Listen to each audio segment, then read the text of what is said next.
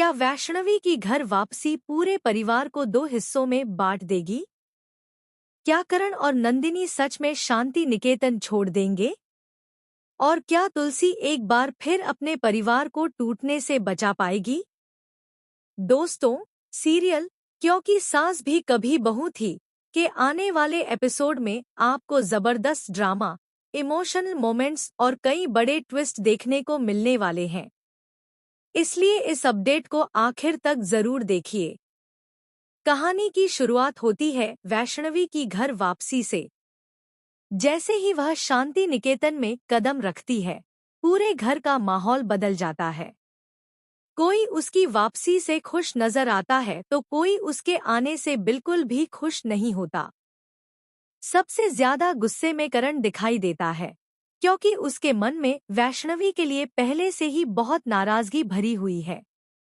दूसरी तरफ गौतम ऐसा फैसला ले लेता है जिसकी किसी ने भी उम्मीद नहीं की होती। करण जब उसके सामने इस रिश्ते का विरोध करता है और कहता है कि वह किसी भी कीमत पर यह शादी नहीं होने देगा, तब गौतम सभी के सामने साफ शब्दों में कह देता है कि अब फैसला हो चुका है। वह उसी लड़की से शादी करेगा जिससे वह सच्चा प्यार करता है और इस फैसले को कोई नहीं बदल सकता। गौतम की यह बात सुनकर पूरे परिवार में सन्नाटा छा जाता है। गौतम के इस फैसले के बाद दामिनी अपना आपा खो बैठती है। वह गौतम को समझाने की कोशिश करती है कि उसने गुस्से में आकर बहुत बड़ी गलती कर दी है। दामिनी का कहना होता है कि परिवार के भविष्य का फैसला इतनी जल्दबाजी में नहीं लिया जाना चाहिए। लेकिन गौतम अपनी बात पर अड़ा रहता है और साफ कह देता है कि अब वह किसी की बात नहीं सुनेगा। इधर तुलसी पूरे परिवार की हालत देखकर बेहद परेशान हो जाती है। उसे महसूस होने लगता है कि अगर समय रहते किसी ने इस मामले को नहीं संभाला तो परिवार हमेशा के लिए बिखर जाएगा। वह एक-एक सदस्य को समझाने की कोशिश करती है, लेकिन कोई भी उसकी बात सुनने के लिए तैयार नहीं होता। इसी बीच करण गुस्से में वैष्णवी के पास पहुंच जाता है। वह अपने दिल का सारा गुस्सा उसके सामने निकाल देता है।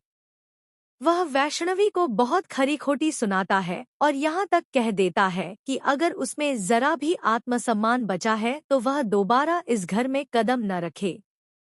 करण की ये बातें सुनकर वैष्णवी पूरी तरह टूट जाती है। उसकी आंखों से आंसू बहने लगते हैं, लेकिन वह कोई जवाब नहीं देती।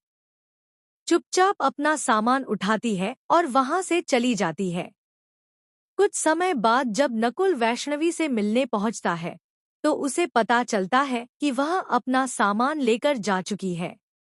यह खबर सुनते ही नकुल के पैरों तले जमीन खिसक जाती है। वह तुरंत तुलसी के पास पहुंचता है और घबराकर पूछता है कि क्या वैष्णवी ने उससे कोई बात की थी। तुलसी बताती है कि उसने कई बार फोन किया, लेकिन वैष्णवी ने कॉल नहीं उठाई। उसने मैसेज भी किया, जिसे वैष्णवी ने पढ़ तो लिया, लेकिन उसका जवाब नहीं दिया। तुलसी तुरंत समझ जाती है कि जरूर करण ने वैष्णवी से कुछ ऐसा कहा है जिसकी वजह से वह घर छोड़कर चली गई। वह बिना देर किए करण के कमरे में जाती है और उसे उसके व्यवहार के लिए खूब डांटती है। तुलसी कहती है कि गुस्से में इंसान ऐसे फैसले ले लेता है जिनका पछतावा पूरी जिंदगी रहता है। लेकिन कहानी में सबसे बड़ा मोड़ तब आता है जब कुछ देर बाद वैष्णवी अचानक वापस लौट आती है। वह घर के गेट पर अपना बैग लेकर खड़ी होती है। उसे देखकर सबसे पहले तुलसी उसके पास जाती है और प्यार से पूछती है कि वह कहाँ चली गई थी। वैष्णवी भावुक होकर कहती है कि वह खुद भी नहीं जानती थी कि कहाँ जा रही है। वह सिर्फ कुछ देर अकेले रहना चाहती थी, लेकिन उसे एहसास हो गया कि यह घर ही उसका अपना है। इसलिए वह वापस लौट आई है और अब कहीं नहीं जाएगी। वैष्णवी की यह बात सुनकर गौतम राहत की सांस लेता है। नकुल के चेहरे पर भी खुशी लौट आती है, लेकिन करण का गुस्सा और बढ़ जाता है। वह नंदिनी से कहता है कि वह उस लड़की के साथ एक ही छत के नीचे नहीं रह सकता, जिसकी वजह से उसके बेटे की यादें हर पल उसे परेशान करती हैं। करण की बातें सुनकर नंदिनी भी भावुक हो जाती है।